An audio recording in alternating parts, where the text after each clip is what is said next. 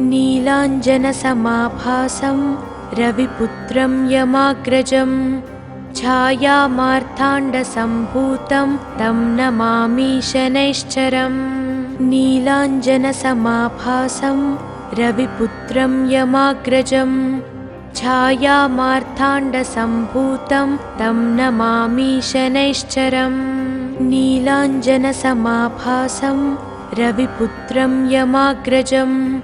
छायामार्ताण्डसम्भूतं तं नमामि शनैश्चरम्। नीलाञ्जनसमाभासं रविपुत्रं यमाग्रजं छायामार्ताण्डसम्भूतं तं नमामि शनैश्चरम्। नीलाञ्जनसमाभासं रविपुत्रं यमाग्रजं छायामार्ताण्डसम्भूतं तं नमामि शनैश्चरम्। नीलाञ्जनसमाभासं रविपुत्रं यमाग्रजं छायामार्ताण्डसम्भूतं तं नमामि शनैश्चरम्। नीलाञ्जनसमाभासं रविपुत्रं यमाग्रजं छायामार्ताण्डसम्भूतं तं नमामि शनैश्चरम्। नीलाञ्जनसमाभासं रविपुत्रं यमाग्रजं छायामार्ताण्डसम्भूतं तं नमामि शनैश्चरम्। नीलाञ्जनसमाभासं रविपुत्रं यमाग्रजं छायामार्ताण्डसम्भूतं तं नमामि शनैश्चरम्। नीलाञ्जनसमाभासं रविपुत्रं यमाग्रजं छायामार्ताण्डसम्भूतं तं नमामि शनैश्चरम्। नीलाञ्जनसमाभासं रविपुत्रं यमाग्रजं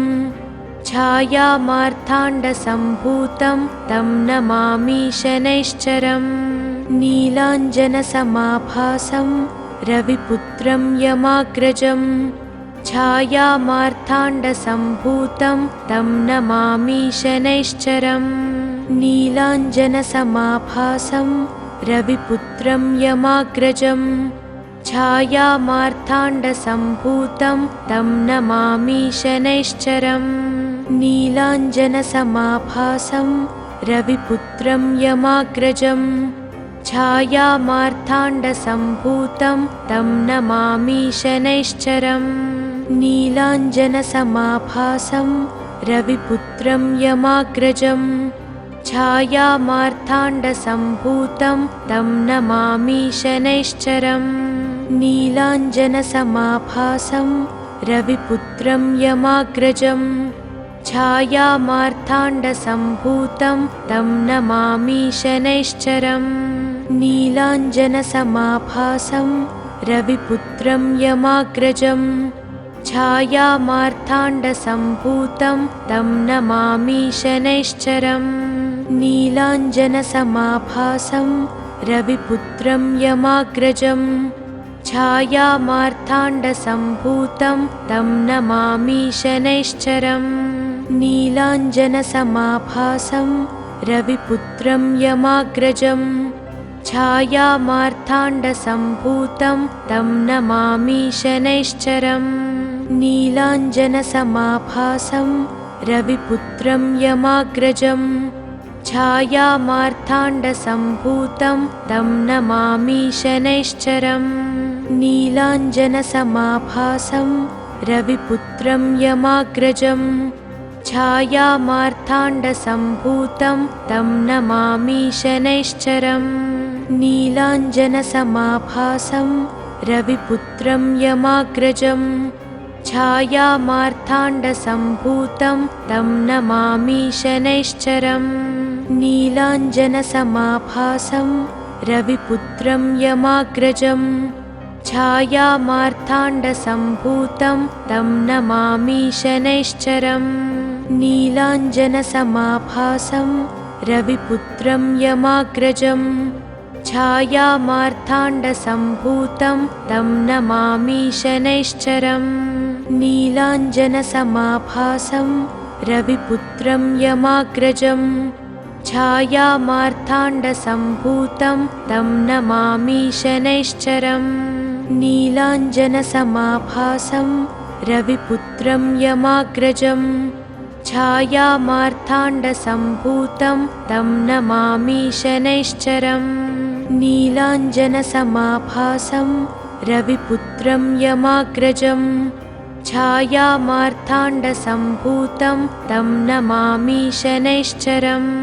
नीलाञ्जनसमाभासं रविपुत्रं यमाग्रजं छायामार्ताण्डसम्भूतं तं नमामि शनैश्चरम् नीलाञ्जनसमाभासं रविपुत्रं यमाग्रजं छायामार्ताण्डसम्भूतं तं नमामि शनैश्चरम् नीलाञ्जनसमाभासं रविपुत्रं यमाग्रजं छायामार्ताण्डसम्भूतं तं नमामि शनैश्चरम्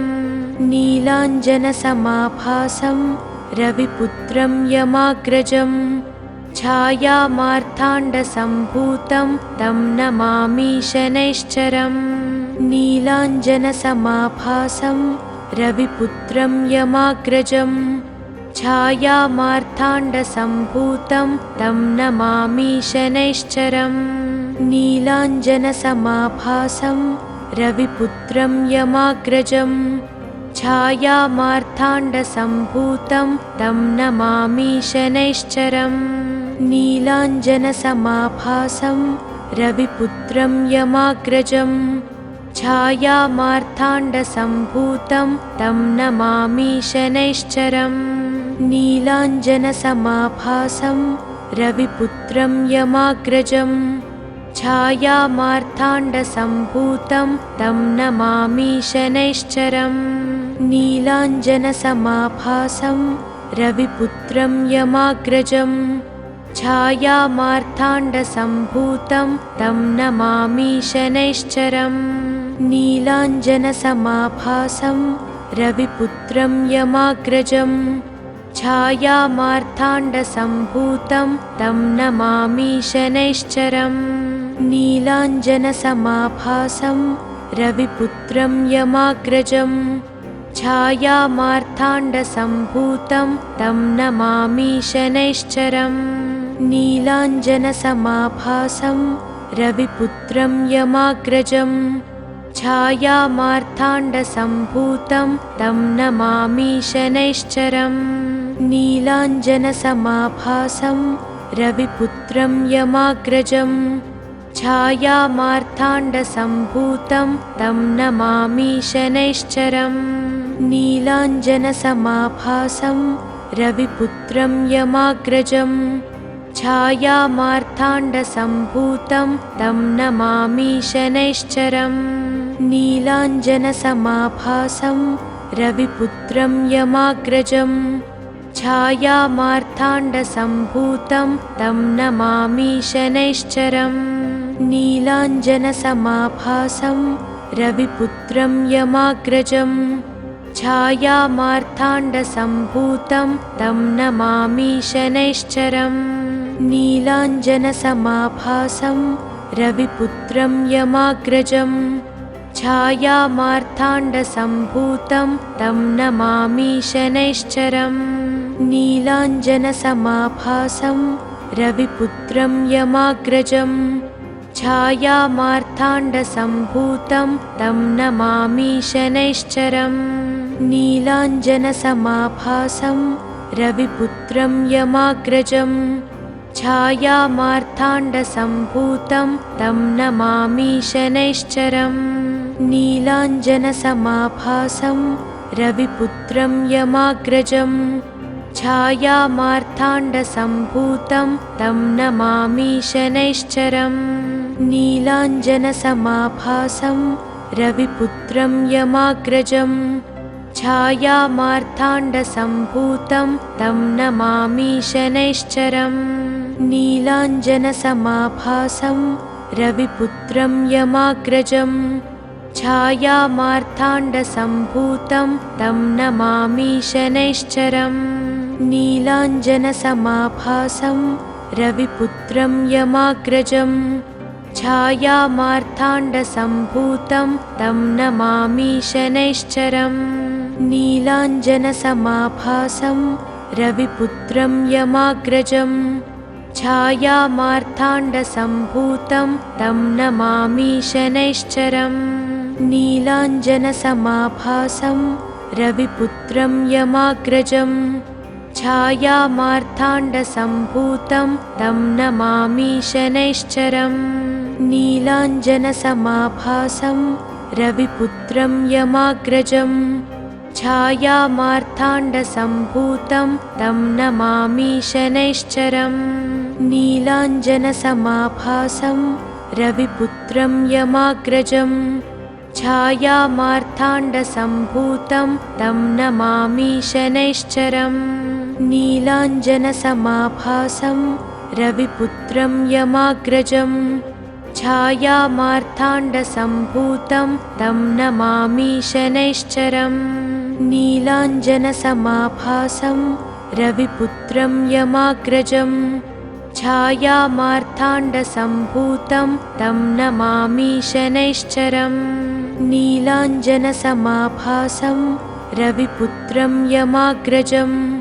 छायामार्ताण्डसम्भूतं तं नमामि शनैश्चरम् नीलाञ्जनसमाभासं रविपुत्रं यमाग्रजं छायामार्ताण्डसम्भूतं तं नमामि शनैश्चरम् नीलाञ्जनसमाभासं रविपुत्रं यमाग्रजं छायामार्ताण्डसम्भूतं तं नमामि शनैश्चरम् नीलाञ्जनसमाभासं रविपुत्रं यमाग्रजं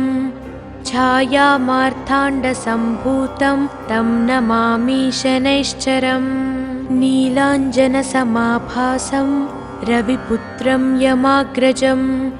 छायामार्ताण्डसम्भूतं तं नमामि शनैश्चरम् नीलाञ्जनसमाभासं रविपुत्रं यमाग्रजं छायामार्ताण्डसम्भूतं तं नमामि शनैश्चरम् नीलाञ्जनसमाभासं रविपुत्रं यमाग्रजं छायामार्ताण्डसम्भूतं तं नमामि शनैश्चरम् नीलाञ्जनसमाभासं रविपुत्रं यमाग्रजं छायामार्ताण्डसम्भूतं तं नमामि शनैश्चरम् नीलाञ्जनसमाभासं रविपुत्रं यमाग्रजं छायामार्ताण्डसम्भूतं तं नमामि शनैश्चरम् नीलाञ्जनसमाभासं रविपुत्रं यमाग्रजं छायामार्ताण्डसम्भूतं तं नमामि शनैश्चरम् नीलाञ्जनसमाभासं रविपुत्रं यमाग्रजं छायामार्ताण्डसम्भूतं तं नमामि शनैश्चरम् नीलाञ्जनसमाभासं रविपुत्रं यमाग्रजं छायामार्ताण्डसम्भूतं तं नमामि शनैश्चरम् नीलाञ्जनसमाभासं रविपुत्रं यमाग्रजं छायामार्ताण्डसम्भूतं तं नमामि शनैश्चरम् नीलाञ्जनसमाभासं रविपुत्रं यमाग्रजं छायामार्ताण्डसम्भूतं तं नमामि शनैश्चरम् नीलाञ्जनसमाभासं रविपुत्रं यमाग्रजं छायामार्ताण्डसम्भूतं तं नमामि शनैश्चरम् नीलाञ्जनसमाभासं रविपुत्रं यमाग्रजं छायामार्ताण्डसम्भूतं तं नमामि शनैश्चरम् नीलाञ्जनसमाभासं रविपुत्रं यमाग्रजं छायामार्ताण्डसम्भूतं तं नमामि शनैश्चरम् नीलाञ्जनसमाभासं रविपुत्रं यमाग्रजं छायामार्ताण्डसम्भूतं तं नमामि शनैश्चरम् नीलाञ्जनसमाभासं रविपुत्रं यमाग्रजं छायामार्ताण्डसम्भूतं तं नमामि शनैश्चरम् नीलाञ्जनसमाभासं रविपुत्रं यमाग्रजं छायामार्ताण्डसम्भूतं तं नमामि शनैश्चरम् नीलाञ्जनसमाभासं रविपुत्रं यमाग्रजं छायामार्ताण्डसम्भूतं तं नमामि शनैश्चरम् नीलाञ्जनसमाभासं रविपुत्रं यमाग्रजं छायामार्ताण्डसम्भूतं तं नमामि शनैश्चरम् नीलाञ्जनसमाभासं रविपुत्रं यमाग्रजं छायामार्ताण्डसम्भूतं तं नमामि शनैश्चरम् नीलाञ्जनसमाभासं रविपुत्रं यमाग्रजं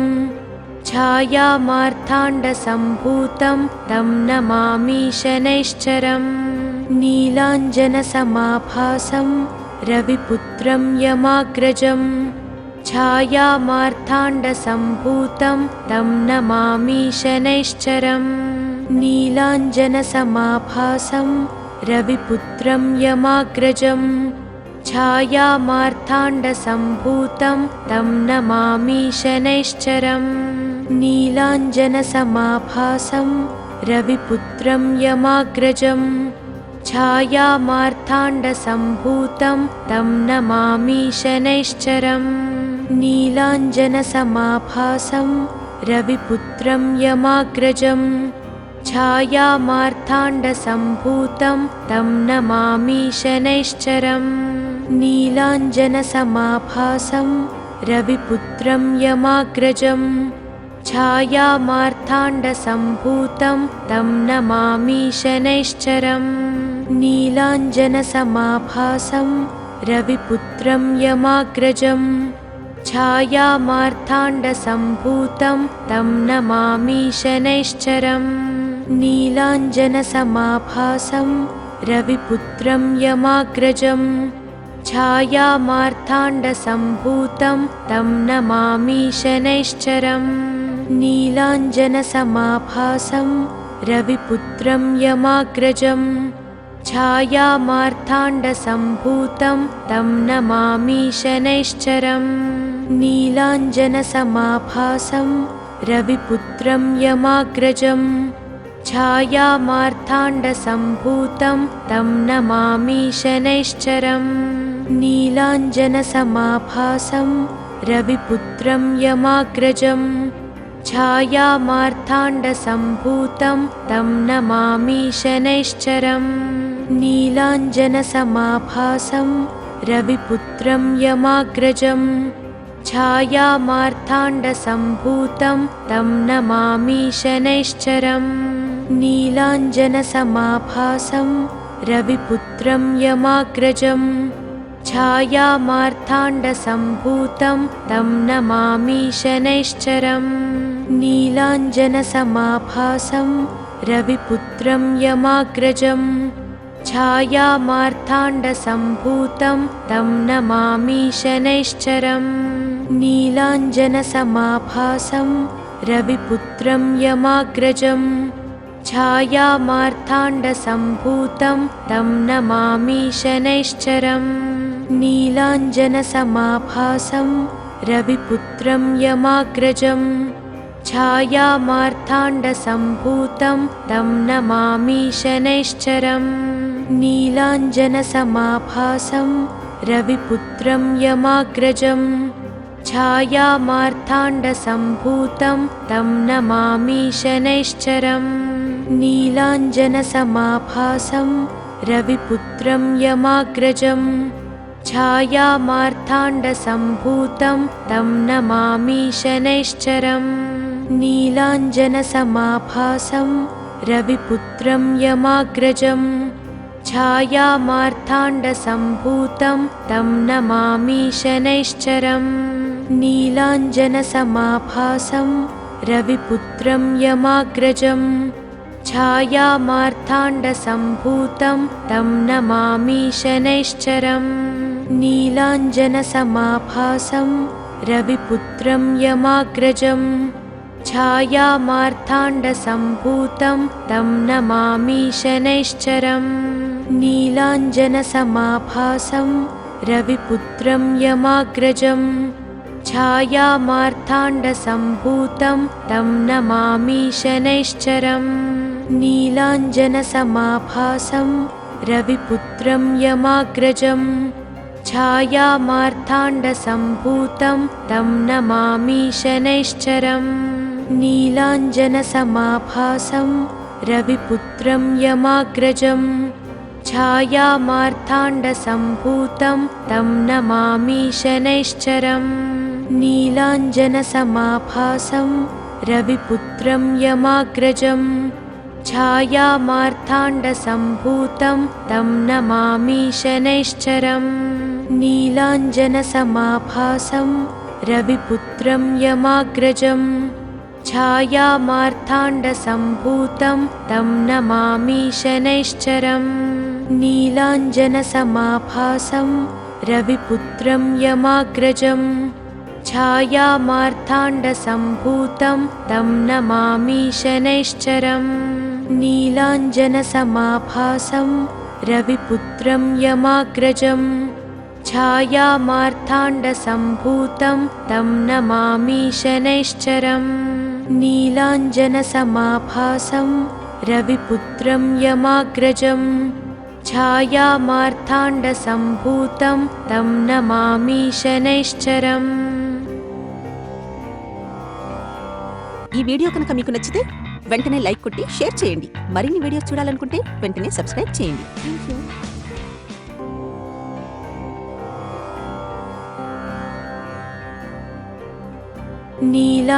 नीलाञ्जनसमाभासं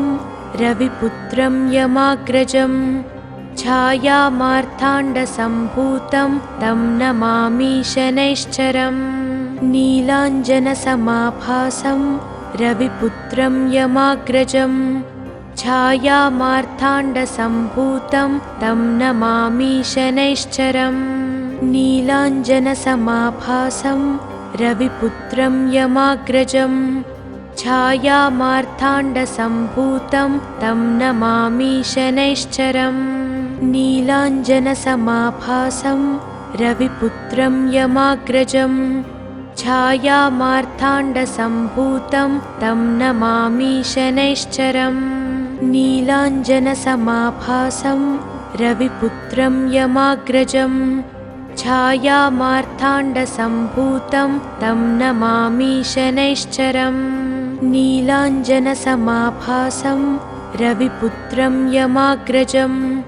छायामार्ताण्डसम्भूतं तं नमामि शनैश्चरम् नीलाञ्जनसमाभासं रविपुत्रं यमाग्रजं छायामार्ताण्डसम्भूतं तं नमामि शनैश्चरम् नीलाञ्जनसमाभासं रविपुत्रं यमाग्रजं छायामार्ताण्डसम्भूतं तं नमामि शनैश्चरम् नीलाञ्जनसमाभासं रविपुत्रं यमाग्रजं छायामार्ताण्डसम्भूतं तं नमामि शनैश्चरम्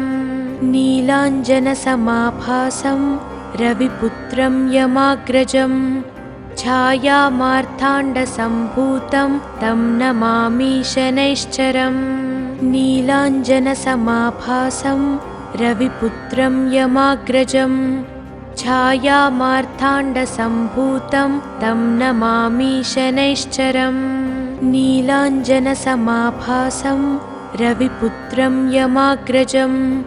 छायामार्ताण्डसम्भूतं तं नमामि शनैश्चरम् नीलाञ्जनसमाभासं रविपुत्रं यमाग्रजं छायामार्ताण्डसम्भूतं तं नमामि शनैश्चरम् नीलाञ्जनसमाभासं रविपुत्रं यमाग्रजं छायामार्ताण्डसम्भूतं तं नमामि शनैश्चरम् नीलाञ्जनसमाभासं रविपुत्रं यमाग्रजं छायामार्ताण्डसम्भूतं तं नमामि शनैश्चरम् नीलाञ्जनसमाभासं रविपुत्रं यमाग्रजं छायामार्ताण्डसम्भूतं छायामार्ताण्डसम्भूतं तं नमामि शनैश्चरम् नीलाञ्जनसमाभासं रविपुत्रं यमाग्रजं छायामार्ताण्डसम्भूतं तं नमामि शनैश्चरम् नीलाञ्जनसमाभासं रविपुत्रं यमाग्रजं छायामार्ताण्डसम्भूतं तं नमामि शनैश्चरम् नीलाञ्जनसमाभासं रविपुत्रं यमाग्रजं छायामार्ताण्डसम्भूतं तं नमामि शनैश्चरम् नीलाञ्जनसमाभासं रविपुत्रं यमाग्रजं छायामार्ताण्डसम्भूतं तं नमामि शनैश्चरम् नीलाञ्जनसमाभासं रविपुत्रं यमाग्रजं छायामार्ताण्डसम्भूतं तं नमामि शनैश्चरम् नीलाञ्जनसमाभासं रविपुत्रं यमाग्रजं छायामार्ताण्डसम्भूतं तं नमामि शनैश्चरम् नीलाञ्जनसमाभासं रविपुत्रं यमाग्रजं छायामार्ताण्डसम्भूतं तं नमामि शनैश्चरम् नीलाञ्जनसमाभासं रविपुत्रं यमाग्रजं छायामार्ताण्डसम्भूतं तं नमामि शनैश्चरम् नीलाञ्जनसमाभासं रविपुत्रं यमाग्रजं छायामार्ताण्डसम्भूतं तं नमामि शनैश्चरम् नीलाञ्जनसमाभासं रविपुत्रं यमाग्रजं छायामार्ताण्डसम्भूतं तं नमामि शनैश्चरम् नीलाञ्जनसमाभासं रविपुत्रं यमाग्रजं छायामार्ताण्डसम्भूतं तं नमामि शनैश्चरम् नीलाञ्जनसमाभासं रविपुत्रं यमाग्रजं छायामार्ताण्डसम्भूतं तं नमामि शनैश्चरम् नीलाञ्जनसमाभासं रविपुत्रं यमाग्रजं छायामार्ताण्डसम्भूतं तं नमामि शनैश्चरम् नीलाञ्जनसमाभासं रविपुत्रं यमाग्रजं छायामार्ताण्डसम्भूतं तं नमामि शनैश्चरम् नीलाञ्जनसमाभासं रविपुत्रं यमाग्रजं छायामार्ताण्डसम्भूतं तं नमामि शनैश्चरम् नीलाञ्जनसमाभासं रविपुत्रं यमाग्रजं छायामार्ताण्डसम्भूतं तं नमामि शनैश्चरम् नीलाञ्जनसमाभासं रविपुत्रं यमाग्रजं छायामार्ताण्डसम्भूतं तं नमामि शनैश्चरम् नीलाञ्जनसमाभासं रविपुत्रं यमाग्रजं छायामार्ताण्डसम्भूतं तं नमामि शनैश्चरम् नीलाञ्जनसमाभासं रविपुत्रं यमाग्रजं छायामार्ताण्डसम्भूतं तं नमामि शनैश्चरम् नीलाञ्जनसमाभासं रविपुत्रं यमाग्रजं छायामार्ताण्डसम्भूतं तं नमामि शनैश्चरम् नीलाञ्जनसमाभासं रविपुत्रं यमाग्रजं छायामार्ताण्डसम्भूतं तं नमामि शनैश्चरम् नीलाञ्जनसमाभासं रविपुत्रं यमाग्रजं छायामार्ताण्डसम्भूतं तं नमामि शनैश्चरम् नीलाञ्जनसमाभासं रविपुत्रं यमाग्रजं छायामार्ताण्डसम्भूतं तं नमामि शनैश्चरम् नीलाञ्जनसमाभासं रविपुत्रं यमाग्रजं छायामार्ताण्डसम्भूतं तं नमामि शनैश्चरम् नीलाञ्जनसमाभासं रविपुत्रं यमाग्रजं छायामार्ताण्डसम्भूतं तं नमामि शनैश्चरम् नीलाञ्जनसमाभासं रविपुत्रं यमाग्रजं छायामार्ताण्डसम्भूतं तं नमामि शनैश्चरम् नीलाञ्जनसमाभासं रविपुत्रं यमाग्रजं छायामार्ताण्डसम्भूतं तं नमामि शनैश्चरम् नीलाञ्जनसमाभासं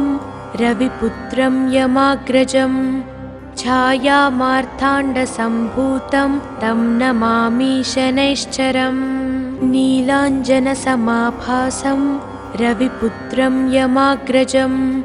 छायामार्ताण्डसम्भूतं तं नमामि शनैश्चरम् नीलाञ्जनसमाभासं रविपुत्रं यमाग्रजं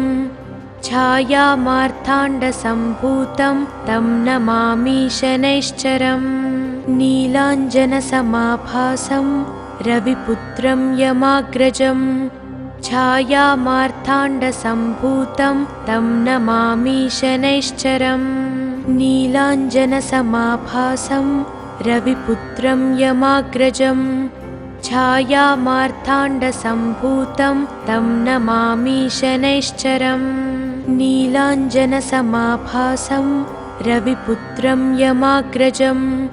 छायामार्ताण्डसम्भूतं तं नमामि शनैश्चरम् नीलाञ्जनसमाभासं रविपुत्रं यमाग्रजं छायामार्ताण्डसम्भूतं तं नमामि शनैश्चरम् नीलाञ्जनसमाभासं